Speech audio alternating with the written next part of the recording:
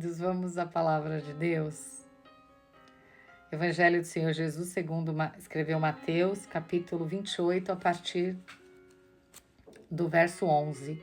A palavra de Deus diz o seguinte: Enquanto as mulheres ainda estavam no caminho, alguns dos soldados que estavam vigiando o túmulo voltaram para a cidade e contaram aos chefes dos sacerdotes tudo o que havia acontecido. E o que aconteceu? Que eles foram contar aos chefes dos sacerdotes que esses guardas que estavam guardando o túmulo de Jesus, não é? Porque os sacerdotes já sabiam que Jesus tinha dito que iria ressuscitar, que depois do terceiro dia se levantaria. Eles não faziam ideia de como isso aconteceria, mas ficaram temerosos e pediram a Pilatos que o túmulo fosse vigiado. Talvez imaginando que seus discípulos fizessem alguma coisa, não é? No fundo, eles sabiam que Jesus era filho de Deus, não é? Mas eles não queriam aceitar. Então, da mesma maneira que eles incitaram a população para escolherem Barrabás e não Cristo, porque eles mataram Jesus, né, por inveja, eles criaram uma situação, pediram a Pilatos que enviasse guardas e guardassem esse túmulo. Só que no domingo de manhã houve um terremoto, um tremor de terra, né? Não um terremoto, um tremor de terra. E um anjo do Senhor desceu do céu, tirou a pedra, se sentou na pedra e ele era parecido como um relâmpago, segundo a palavra de Deus, e as suas roupas brancas como a neve. Então os guardas que estavam ali viram e tremeram de medo, ficaram como mortos. Então o anjo disse para as mulheres que tinham ido buscar o corpo de Jesus para prepará-lo, né, para a cerimônia, né? E aí o anjo disse: Por que vocês procuram entre os mortos aquele que vive? Ou seja, Jesus já tinha ressuscitado. Então, esses soldados que viram isso foram contar aos sacerdotes o que eles tinham visto.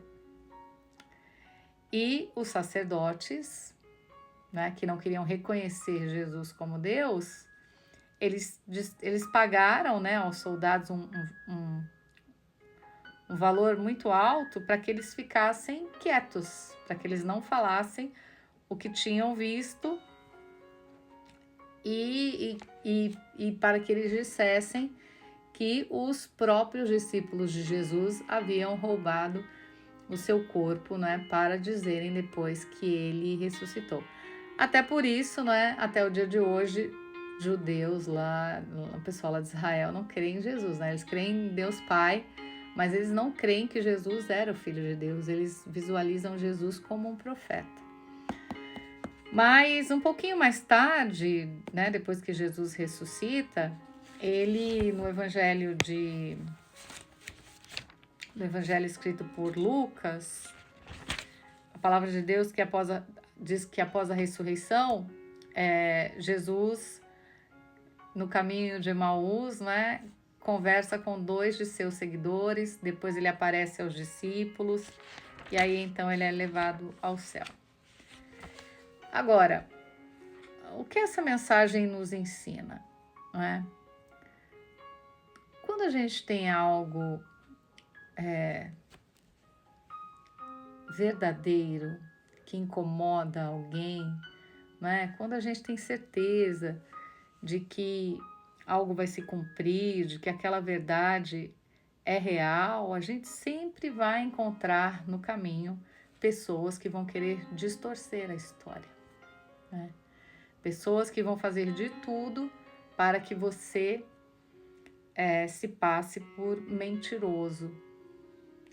E às vezes é tão difícil isso, não é? Porque muitas vezes, mesmo dizendo a verdade, você não tem créditos.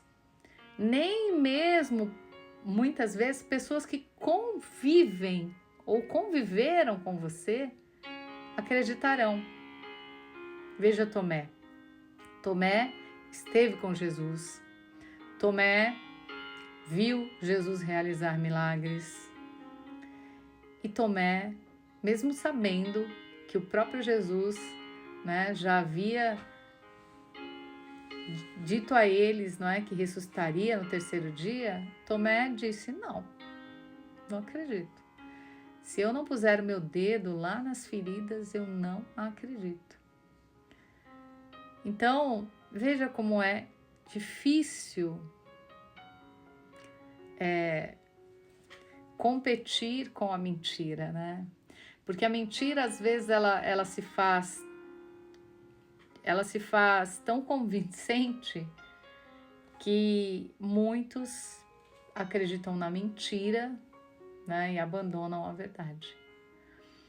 Mas a gente precisa aprender que a verdade sempre vai prevalecer.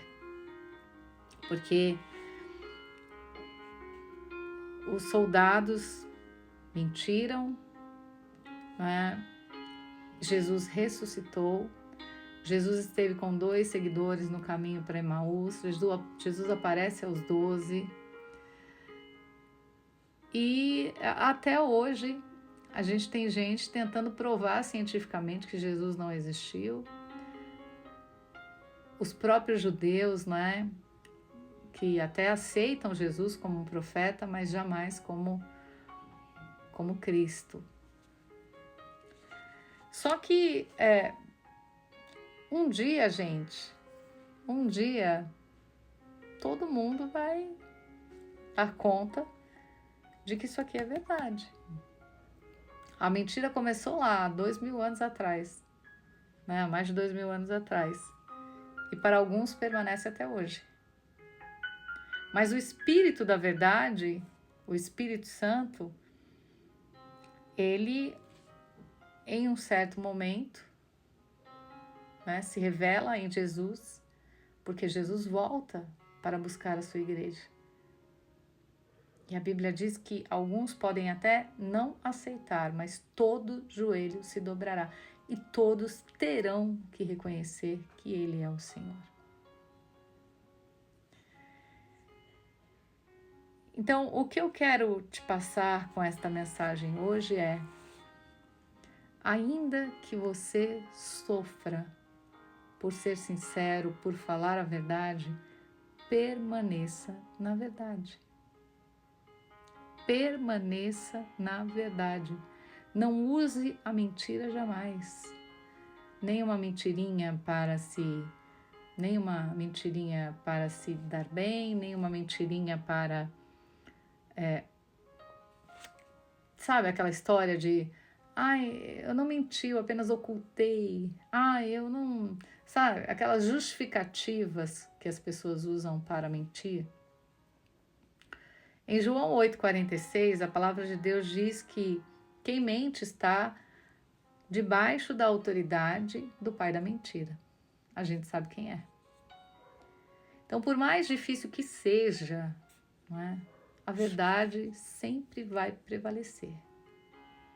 Prevaleceu aqui, ou seja, Jesus ressuscitou, eles souberam disso, isso não pôde ser escondido.